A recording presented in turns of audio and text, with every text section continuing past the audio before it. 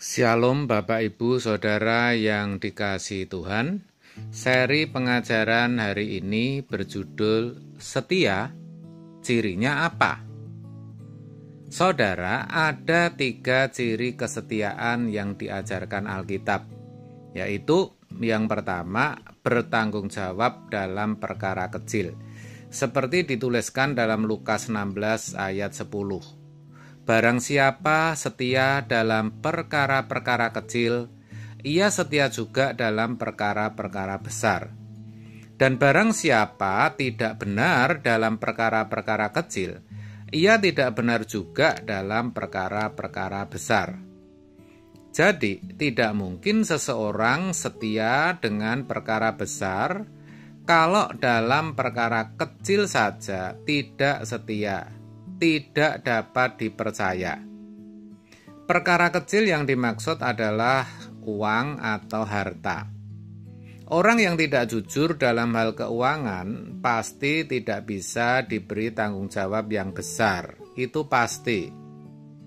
Demikian juga kalau seseorang masih materialistis, cinta akan uang, atau masih mencintai dunia, maka tidak mungkin ia dapat memiliki kesetiaan kepada Allah dengan benar.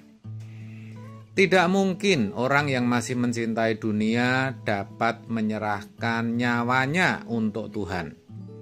Oleh sebab itu, menjadi hal yang mutlak bahwa orang percaya tidak boleh memiliki ikatan dengan dunia atau ikatan dengan kesenangan-kesenangan dunia, hiburan, dan segala hobi yang tidak memuliakan Allah. Demikian pula lah tiap-tiap orang di antara kamu yang tidak melepaskan dirinya dari segala miliknya tidak dapat menjadi muridku. Lukas 14 ayat 33. Maka orang percaya harus berani menjadikan Tuhan dan kerajaan surga sebagai satu-satunya kebahagiaannya. Ini tidaklah mudah, butuh yang namanya tekad dan perjuangan, saudara. Yang kedua adalah tidak menuntut. Tidak menuntut maksudnya kesetiaan yang tidak menuntut apapun juga. Artinya tetap setia kepada Tuhan, apapun yang harus dialami atau dijalani.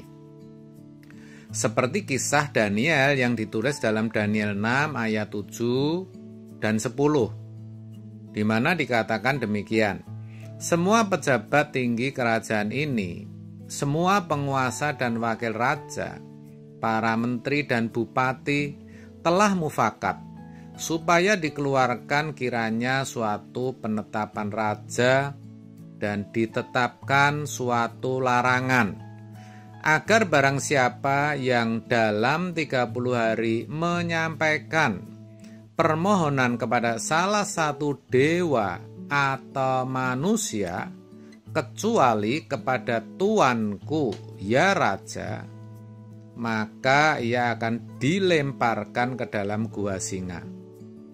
Demi didengar Daniel bahwa surat perintah itu telah dibuat, pergilah ia ke rumahnya. Dalam kamar atasnya ada tingkap-tingkap yang terbuka ke arah Yerusalem.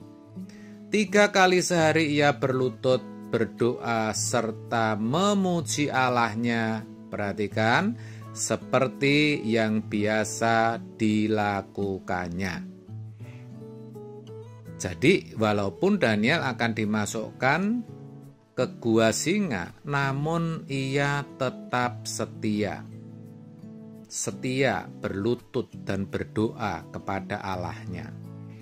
Juga Sadrak, Mesakh, dan Abednego yang tetap setia walau diancam masuk ke dalam dapur api. Saudara, kesetiaan yang tidak menuntut itu sama artinya kesetiaan yang tidak bersyarat. Yaitu kesetiaan, maksud saya kesediaan untuk berkorban apapun demi Tuhan, demi pekerjaan Tuhan. Orang percaya yang memiliki kesetiaan tidak bersyarat pasti bersedia melakukan apapun tanpa menuntut upah. Walaupun ia tahu bahwa ia akan memiliki upah, namun upah itu akan diperolehnya nanti di langit baru dan bumi baru, bukan di dunia ini. Abraham jelas membuktikan akan hal ini ketika ia rela meninggalkan tanah negeri dan keluarganya demi taat kepada Allah. Juga rela mempersembahkan anaknya, walaupun sejatinya itu anak perjanjian. Saudara, hamba Tuhan atau orang Kristen yang memiliki kesetiaan seperti ini akan bersedia melayani tanpa menuntut upah dari manusia. Dan itulah sebenarnya yang Tuhan mau.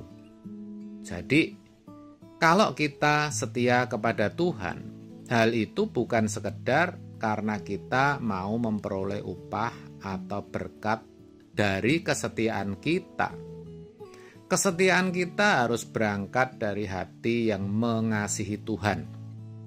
Tentu dengan kesadaran bahwa Tuhan terlebih dahulu mengasihi kita, bahwa kita berutang kehidupan dan kebaikan kepada Tuhan.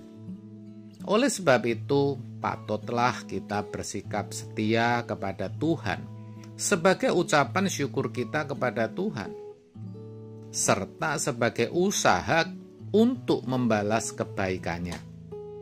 Yang ketiga, konsisten. Dalam Wahyu 2 ayat 10 dituliskan, jangan takut terhadap apa yang harus engkau derita.